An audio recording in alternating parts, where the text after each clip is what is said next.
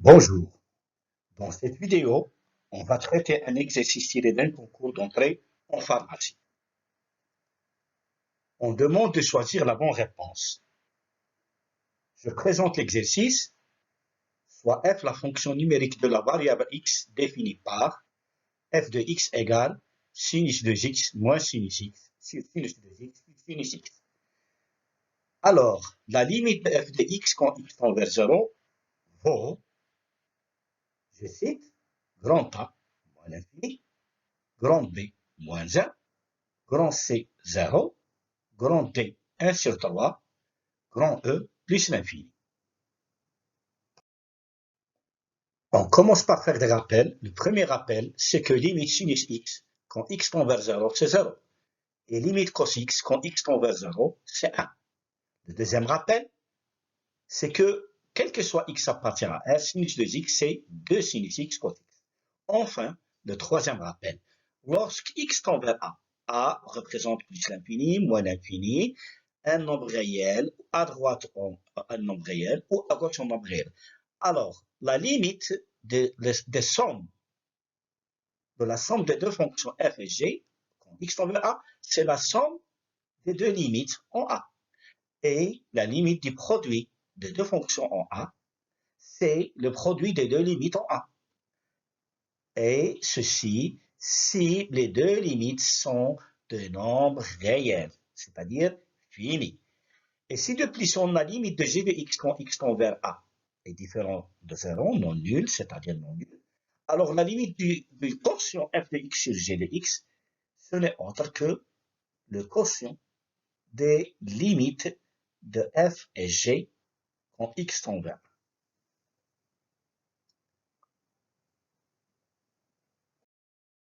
On commence par traiter l'exercice. On a limite de f de x quand x tend vers 0, c'est la limite de sinus 2x moins sinus x sur sinus 2x plus x. Et en remplaçant sinus 2x par l'expression de sinus x cos x, le rappel numéro 2, on obtient que limite de f de x quand x tend vers 0, c'est limite de sinus x cos x moins sinus x sur 2 sinus x cos x plus sinus x. Et on factorise par sinus x, on obtient que limite f de x tend vers 0, c'est limite de sinus x de cos x moins 1 sur sinus x de cos x plus 1.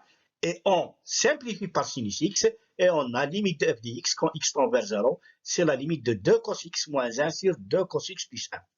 Et d'après les rappels 1 et 3, on a la limite de cos x quand x tend vers 0, c'est 1. On remplace et on utilise les propriétés de la somme et des produits des limites qu'on a vues dans le rappel 3. On a limite de cos x moins 1 x quand x tend vers 0, c'est 2 fois 1 moins 1, c'est 1. Et limite de cos x plus 1 quand x tend vers 0, c'est 2 fois 1 plus 1 égale 3.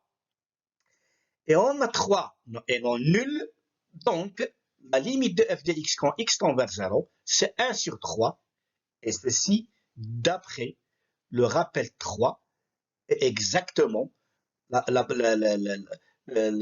règle qui concerne la limite du quotient de deux fonctions.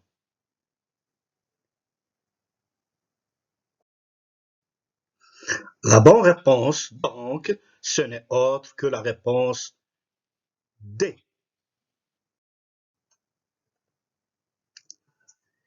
Si vous avez une méthode plus rapide pour choisir la bonne réponse, n'hésitez pas à la mettre dans les commentaires.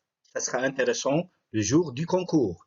Si vous avez une suggestion ou une demande à faire pour les prochaines vidéos, n'hésitez pas à l'écrire dans les commentaires.